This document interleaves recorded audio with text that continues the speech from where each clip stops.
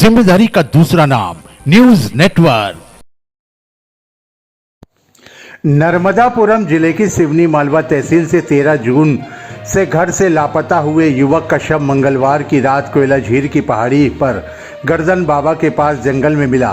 Police के द्वारा मौके पर एफएसएल की टीम को बुलाया गया, जहां पर एफएसएल अधिकारियों ने शव का परीक्षण किया। वहीं बुधवार को सुबह मृतक विनोद तिवारी का पीएम 3 डॉक्टरों की पैनल के द्वारा किया गया। लगभग 1 घंटे तक पीएम के बाद पीएम करने वाले डॉक्टर ऋषि साहू एवं डॉक्टर कांति बाथम के द्वारा बताया गया कि मृतक के शरीर पर घाव के निशान पाए गए हैं एवं पैर में भी घाव के निशान हैं एवं गले में भी हथियार के निशान पाए गए हैं।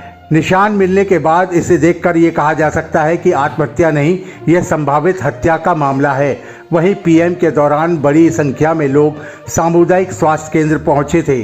पीएम के बाद शव को परिजनों के सुपुर्द कर दिया गया। परिजनों के द्वारा मृतक के शव का अंतिम संस्कार ले जाने के दौरान गांधी चौक पर हरदा नर्मदापुरम मुख्य मार्ग पर शव को रखकर परिजनों के द्वारा पुलिस प्रशासन मुर्दाबाद के नारे लगाते हुए हत्या की एफआईआर की दर्ज की मांग पर अड़ गए। जिसके बाद अतिरिक्त पुलिस अधीक्षक अवधेश प्रताप सिंह मौके पर पहुंचे एवं वरिष्ठ अधिकारियों से चर्चा कर तुरंत पीएम रिपोर्ट बनवाकर अज्ञात के खिलाफ हत्या का मामला दर्ज कराया। साथ ही परिजनों को भी सड़क से शव को हटाकर अंतिम संस्कार करने की समझाइश भी दी।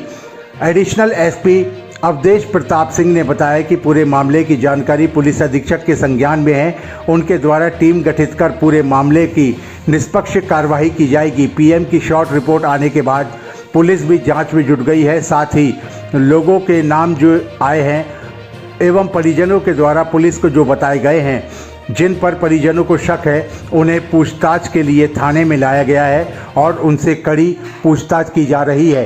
एक बार फिर से एडिशनल एसपी के द्वारा एक समझाइश दी गई है कि यदि कोई भी सूदखोर आपको परेशान करता है या फिर किसी भी प्रकार के पैसे की मांग करता है या फिर ब्याज में अधिक पैसे की मांग करता है, उसकी खबर, उसकी सूचना तत्काल थाने में दी जाए, जिससे कि इस प्रकार के सूदखोरों की हरकतों पर लगाम लगाई जा सके।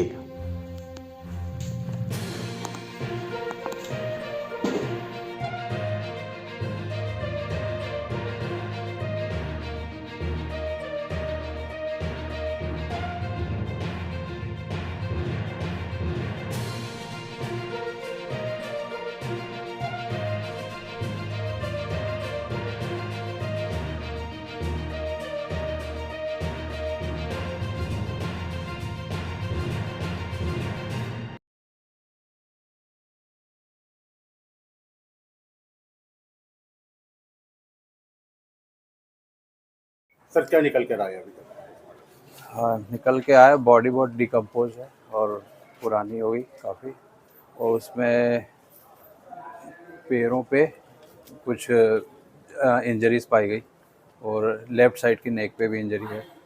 तो जो साइड की गर्दन है, गर्दन पे जिस तरह का घाव है, वो घाव ऐसा प्रतीत होता है किसी भी धारदार हथियार से आना संभव है।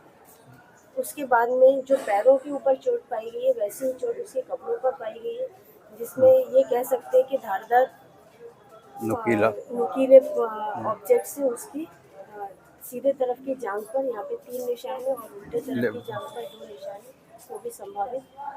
मैडम, 3 पैनल ने पोस्टमार्टम किया है। एक शब्द में आप बताइए, हत्या या आत्महत्या? संभावित हत्या।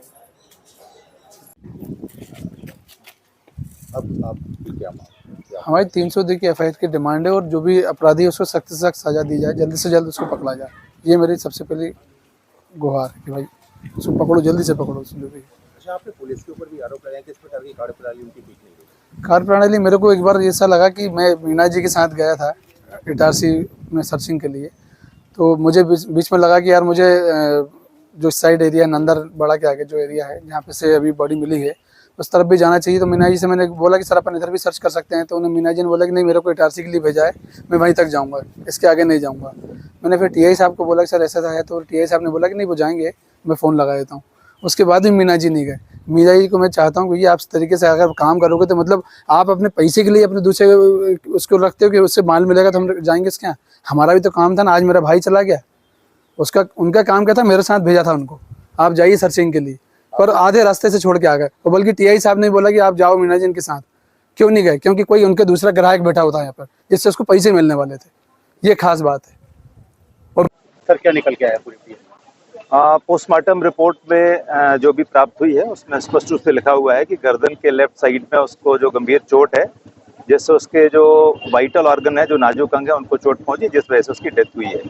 इस आधार पर तत्काल, चूंकि इसमें ऑलरेडी मर्ग पंजीबद्ध किया जा चुका था, उसी मर्ग जांच पर से पोस्टमार्टम रिपोर्ट प्राप्त होने के उपरांत इसमें हत्या का अपराध 302 धारा के तहत हम पंजीबद्ध कर रहे हैं। उसकी कार्रवाई प्रचलन में है और उसके बाद उसकी विवेचना हम सभी पुलिस कार्यप्रणाली पे लापरवाही का भी आरोप लगा रहे हैं, क्या कहना चाहिए? इससे पूर्व जो मृतक हैं उनकी गुमशुदगी की रिपोर्ट दर्ज हुई थी और 13 तारीख को गए थे, तो लगभग एक वीक का समय उसको हो चुका है।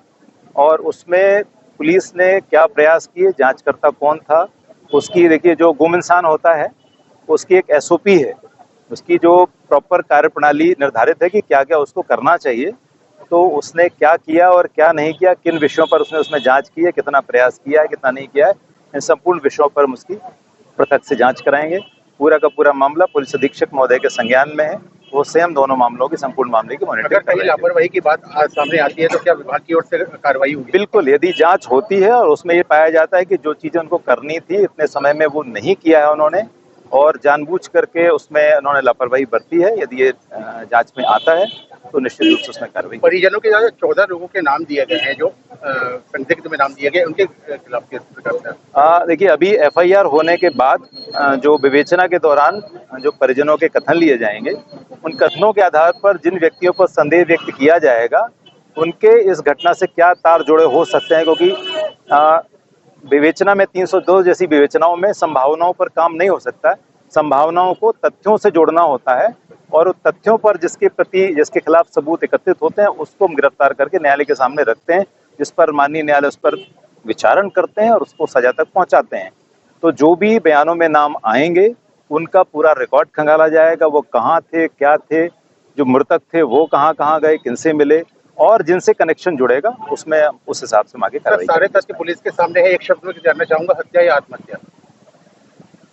हत्या जो पोस्टमार्टम रिपोर्ट कहती है उसके हिसाब से हत्या, इसीलिए उस पर हत्या का अपराध पंजीबद्ध किया जा रहा है। हत्या का आधार पोस्टमार्टम रिपोर्ट है और इसीलिए उसका इतने समय से इंतजार कर रहे हैं।